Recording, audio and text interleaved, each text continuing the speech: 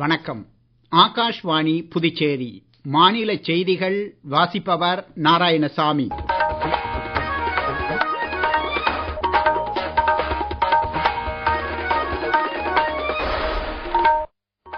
தலைப்புச் செய்திகள்.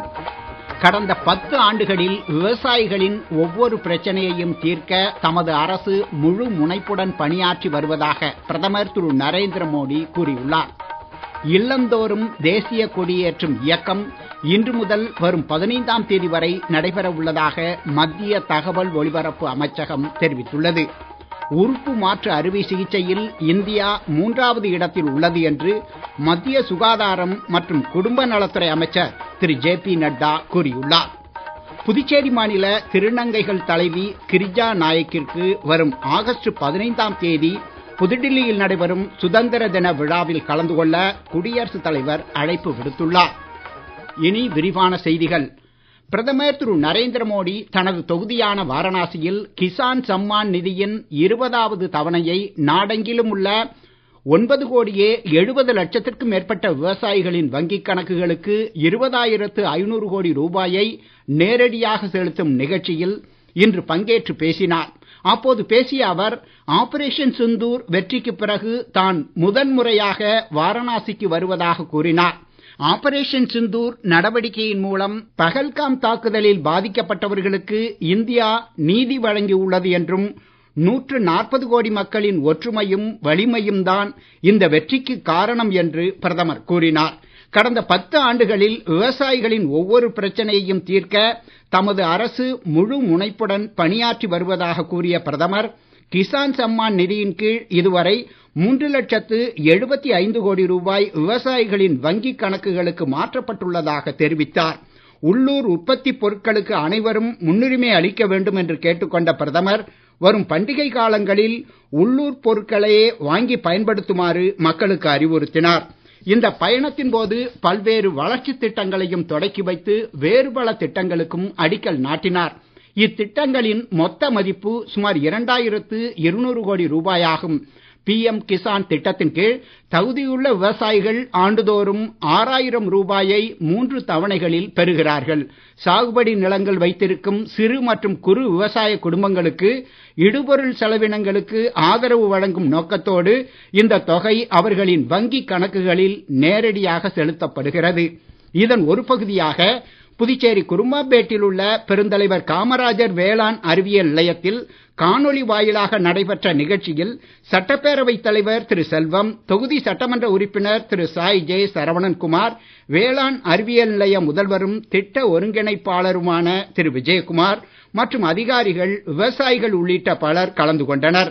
நிகழ்ச்சியில் கலந்து கொண்ட பயனாளி ஒருவர் கூறுகையில், கிட்டத்தட்ட ஒரு 13 வருஷமா இயற்கை விவசாயம் பண்ணிட்டு இருக்கோம். அது இல்லாம ஒருங்கிணைந்த பண்ணை, இயற்கை வழி வேளாண் பண்ணைன்னு சொல்லிட்டு வச்சிருக்கோம். பாரத பிரதமர் விவசாயிகளுக்கு பிரதமர் கிசான் திட்டத்தின் கீழே இன்னைக்கு 20வது தவணையா இன்னைக்கு எல்லாருடைய வங்கி கணக்கில் செலுத்தி இருக்காங்க. அது எனக்கும் வங்கி கணக்கில் செலுத்தப்பட்டுள்ளது. இது ரொம்ப முக்கிய சந்தோஷம். ஏன்னா ஒரு விவசாயி பாத்தீங்கன்னா வருமானன்றது விவசாயத்துல தொடர்ந்து வருமானன்றது ஒரு பக்கம் இருந்தாலும் வருஷத்துக்கான இந்த 6,000 ரூபாய் கொடுக்கறது, அதாவது 2,000 ரூபாய் கொடுக்குற விஷயம் பாத்தீங்கன்னாக்கா ஒரு விவசாயிக்கு தனக்கான ஒரு இடுபொருள் வாங்குறதுக்கும் மற்ற செலவினங்களுக்கும் ஒரு பெரிய உதவியா இருக்குது. இது மூலியமா என்னுடைய சார்பிலையும் மற்ற விவசாயிகள், இயற்கை விவசாயிகள் சார்பாகவும் பாரத பிரதமருக்கு நன்றி தெரிவிச்சு.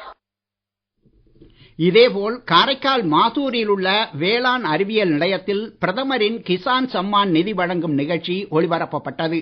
இதில் சட்டமன்ற உறுப்பினர் திரு GNS ராஜசேகரன் கலந்து கொண்டு பல்வேறு நலத்திட்ட பயனாளிகளுக்கு இடுபொருள் வழங்கி சிறப்புரையாற்றினார்.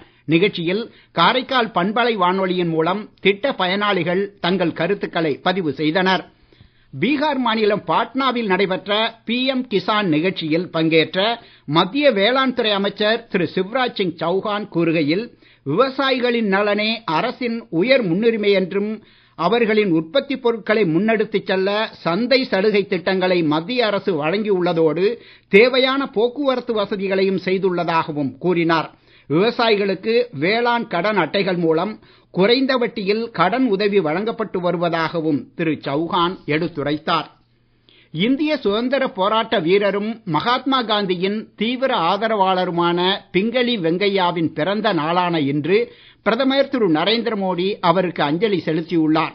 இந்தியாவின் மூவர்ண கொடியை வடிவமைத்ததில் அவர் ஆற்றிய பங்கிற்காக வெங்கையா நினைவு கூறப்படுவதாக பிரதமர் தமது சமூக ஊடக பதிவில் கூறியுள்ளார். மூவர்ண கொடியை இல்லந்தோறும் பறக்க விடுவதன் மூலம் ஹர் கர் திரங்கா இயக்கத்தை வலுப்படுத்துமாறு நாட்டு மக்களை திரு மோடி கேட்டுக் கொண்டார். நாடு சுதந்திரமடைந்து 76 ஆண்டுகளை கொண்டாட உள்ள நிலையில் இல்லந்தோறும் தேசிய கொடி ஏற்றும் இயக்கம் இன்று முதல் வரும் 15ஆம் தேதி வரை நடைபெற உள்ளதாக மத்திய தகவல் ஒலிபரப்பு அமைச்சகம் தெரிவித்துள்ளது. 2022ஆம் ஆண்டு தொடங்கிய இந்த இயக்கத்தில் 23 கோடி வீடுகளில் தேசிய கொடி ஏற்றப்பட்டதாகவும் 6 கோடி பேர் செல்ஃபி எடுத்து இணையதளத்தில் பதிவிட்டுள்ளதாகவும் 2023இல் 10 கோடி பேர் வீடுகளில் தேசிய கொடி ஏற்றியபடி செல்ஃபி எடுத்து பதிவிட்டுள்ளதாகவும் அமைச்சகம் கூறியுள்ளது. இந்த ஆண்டும் இந்த நடைமுறையை சிறப்பிக்க வேண்டுமாறு மத்திய அரசு கேட்டுக் கொண்டுள்ளது. நீங்கள் கேட்டுக்கொண்டிருப்பது மாநில செய்திகள். ஆகாஷ்வாணி செய்திகளை நேயர்கள் உடனுக்குடன் தெரிந்து கொள்ள எமது புதுச்சேரி மண்டல செய்தி பிரிவின் சமூக ஊடகங்களான @airnews_புதுவை என்ற எக்ஸ் பக்கத்தையும், all India radio news Puducherry என்ற Facebook பக்கத்தையும், @RNU புதுச்சேரி என்ற யூடியூப் சேனலையும் அணுகலாம்.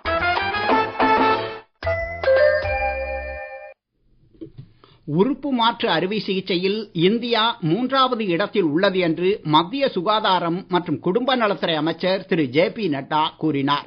புதுடில்லியில் இன்று நடைபெற்ற 15வது தேசிய உறுப்பு தான தின விழா நிகழ்ச்சியில் பேசிய அவர், உறுப்பு தானம் என்பது துக்கத்தை நம்பிக்கையாகவும் இழப்பை வாழ்க்கையாகவும் மாற்றுகிறது என்றார். மேலும் கடந்த 2023இல் 3 லட்சத்திற்கும் மேற்பட்டோர் தேசிய உறுப்பு மற்றும் திசு மாற்று அமைப்பு மூலம் உறுப்புகளை தானம் செய்ய உறுதி அளித்தனர் என்றும் அவர் குறிப்பிட்டார். கடந்த ஒரே ஆண்டில் மட்டும் சுமார் 18,090 உறுப்பு மாற்று அறுவை சிகிச்சைகள் நடைபெற்றதாக அமைச்சர் தெரிவித்தார். வரும் ஆகஸ்ட் 15ஆம் தேதி புதுடில்லியில் நடைபெறும் சுதந்திர தின விழாவில் கலந்து கொள்ள புதுச்சேரி மாநில திருநங்கைகள் தலைவி கிரிஜா நாயக்கிற்கு குடியரசுத் தலைவர் அழைப்பு விடுத்துள்ளார். இவர் கடந்த 10 ஆண்டுகளுக்கு மேலாக திருநங்கைகளை நல்வழிப்படுத்தும் பணியில் ஈடுபட்டு வருகிறார். மேலும் பிரதம மந்திரி வீடு கட்டும் திட்டத்தின் கீழ் நிதி உதவி பெற்று ஆதரவற்ற திருநங்கைகளுக்கு அடைக்கலம் கொடுத்து வருகிறார். இவரது முயற்சிகளை பாராட்டி புதுடில்லியிலிருந்து புதுச்சேரி அஞ்சலகம் மூலமாக கிரிஜாவிற்கு சுதந்திர தின விழாவில் பங்கேற்க அழைப்பு வந்துள்ளது. புதுச்சேரி அஞ்சலக அதிகாரிகள் மற்றும் ஊழியர்கள் இந்த அழைப்பிதழை கிரிஜா நாயக்கிடம் நேரில் வழங்கி கௌரவித்தனர். அழைப்பிதழை பெற்றுக்கொண்ட கிரிஜா நாயக் கூறுகையில், குடியரசுத் தலைவர் டெல்லியில இருந்து அழைப்பு கொடுத்திருக்காங்க. எனக்கு எவ்வளவு சந்தோஷம். இங்க நிறைய அவார்டு வாங்கியிருக்கேன்.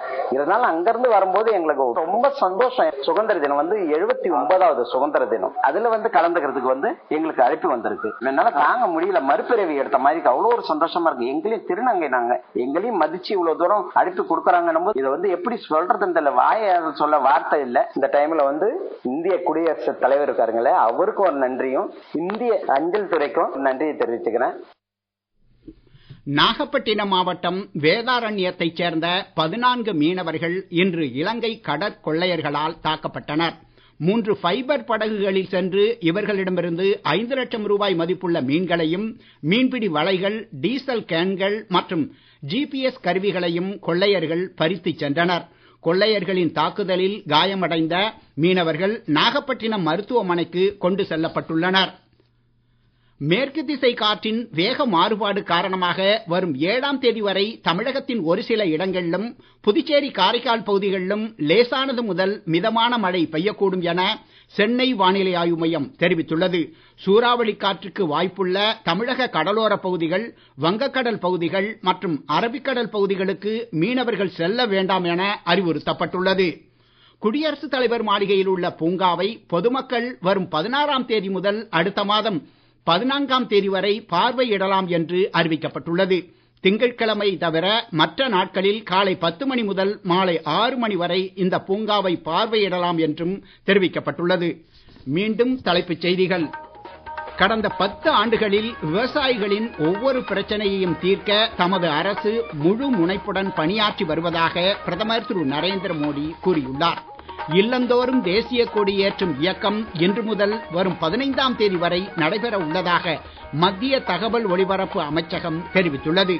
உறுப்பு மாற்று அறுவை சிகிச்சையில் இந்தியா 3வது இடத்தில் உள்ளது என்று மத்திய சுகாதாரம் மற்றும் குடும்ப நலத்துறை அமைச்சர் திரு ஜே.பி. நட்டா கூறியுள்ளார்.